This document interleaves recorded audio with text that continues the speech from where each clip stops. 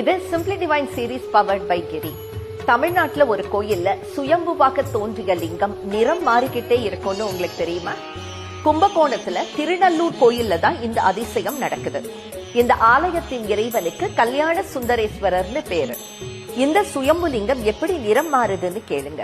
காலையில 6 மணிலேருந்து 8:24 மணி வரைக்கும் காப்பர் கலர்லயும், 8:25 10:48 மணி வரைக்கும் இளம் சிவப்பு நிறத்திலையும், 10:49 மதியம் 1:12 வரைக்கும் உருகிய தங்க நிறத்திலையும், 1:13 3:30 மணி வரைக்கும் நவரத்ன பச்சை நிறத்துல தெரியுமா.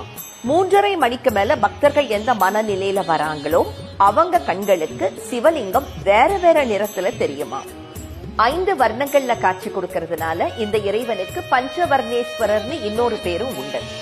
இங்கதான் இறைவன் திருநாவுக்கரசருக்கு திருவடி சூட்டினாராம். அதனால பெருமாள்